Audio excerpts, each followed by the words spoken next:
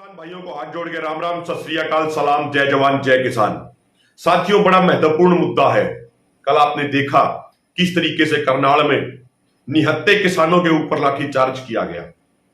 वो किसान जो अपना पेट चीर के पूरे देश का पेट भरने का काम करते हैं, वो किसान जिसके बच्चे देश की सीमाओं की रक्षा करते हुए अपने प्राणों की आहुति दे देते हैं, वो किसान जिनके बच्चे, जिनके परिवार के हिस्से विदेशों में जाके देश के लिए मेडल जीत के लाते हैं और देश का मान सम्मान बढ़ाते हैं, उस किसान, उस अन्नदाता के साथ इस तरीके से निर्दयी तरीके से व्यवहार किया जाता है जैसा व्यवहार जानवरों के साथ भी नहीं होना चाहिए।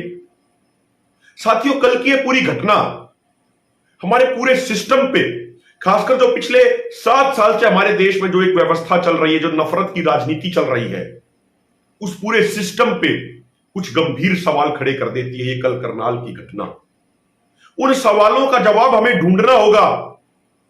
जब तक हम जवाब नहीं ढूंढेंगे तब तक हम अपने देश को सही पटरी पे नहीं ला पाएंगे।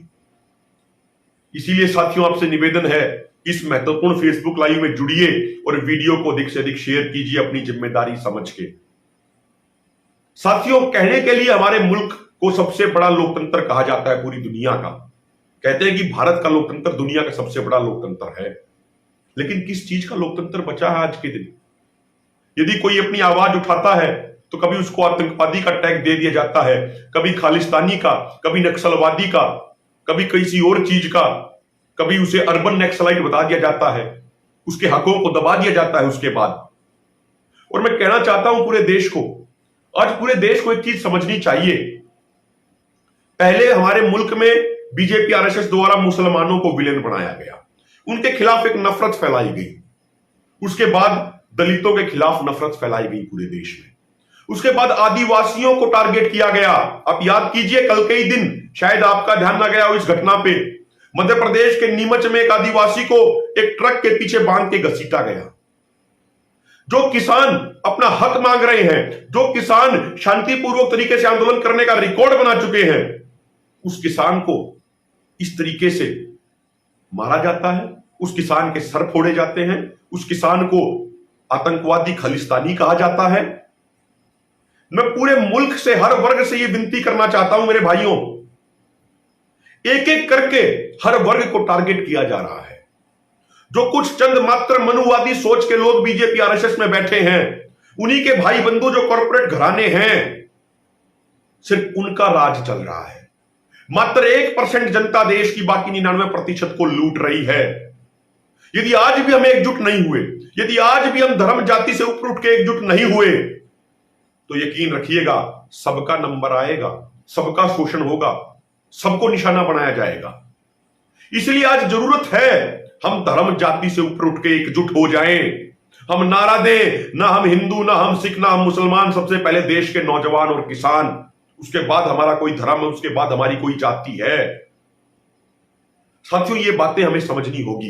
हमें ये समझना होगा, जब जब हम जाति धर्म में बटे हैं तब तब हम पिटे हैं, और जब जब हम धर्म जाति से ऊपर उठकर एकजुट हो गए, बड़े बड़े तानाशाहों के घमंड को हमने मिट्टी में मिला दिया। और यदि हम एकजुट रहेंगे आगे, तो इस मोदी सरकार के घमंड को भी मिट्टी में मिला देंगे। और यदि हम धर्म और जाति के नाम पे बटे रहे, यदि हम धर्म और जाति की बातों में, उनमें हम मूर्ख बने रहे, तो फिर हम एक एक करके ऐसे ही पिटते जाएंगे। हमारे पूर्वजों ने इस मुल्क की आजादी के लिए अपनी कुर्बानी दी थी 1947 में। इस मुल्क पे सबसे पहला हक हमारा है। लेकिन आज चंद लोग, मात्र 1% लोग, चंद पूंजीपति लोग, चंद बीजेपी आरएसएस के मनुवादी सोच के लुटेरे लोग इस मुल्क पे कब्जा करना चाहते हैं। साथियों, इस आंदोलन में, इस लड़ाई में हमें सबको एकजुट होकर लड़ना होगा। और कल की घटना जो है, ये कई गंभीर सवाल भी खड़े करती है। एक आईएएस अधिकारी, एक एसडीएम, जिसके ऊपर जिम्मेदारी है कि वो देश के संविधान की रक्षा करे, जो देश के कानून की रक्षा करे, वो अधिकारी खुलेआम पुलिस वालों को आदेश देता है कि इन किसानों के सर फोड़ दिए जाएं। वो कहता है उनको कि उनको लिखित आदेश है, वो ड्यूटी मजिस्ट्रेट है, वो खुला आदेश देता है किसानों के सर फोड़ दो, कोई किसान आगे नहीं जाना चाहिए, और यदि कोई किसान आगे जाए तो उसका सर फूटा होना चाहिए। ये बात कहता है एक अधिकारी। ना उसको इस बात का डर कि उसकी वीडियो शूट हो रही है, कोई उसकी वीडियो शूट कर सकता है। उसको डर क्यों नहीं है? क्योंकि उसको अपने ऊपर से जो उसके राजनीतिक आका बैठे हैं, उन राजनीतिक आकाओं ने ऐसे अधिकारियों को खुले गुंडागर्दी करने की छूट दे रखी है। पूरे हरियाणा में हम ये देख रहे हैं पिछले 9 महीने से।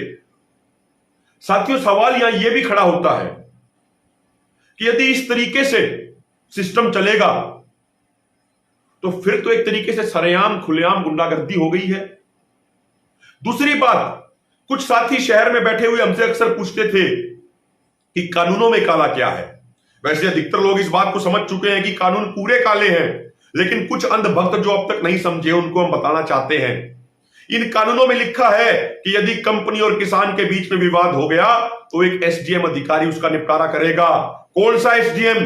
जो एसडीएम किसानों के सर फोड़ने की बात करता है, जो एसडीएम किसानों को लहूलुहान करने की बात करता है, जो किसानों को सीधे लठ मारने की बात करता है, वो एसडीएम जो कंपनियों का गुलाम है, जो सरकार का गुलाम है, जो कॉर्पोरेट घरानों का गुलाम है, क्या वो एसडीएम किसानों को न्याय दे सकता है?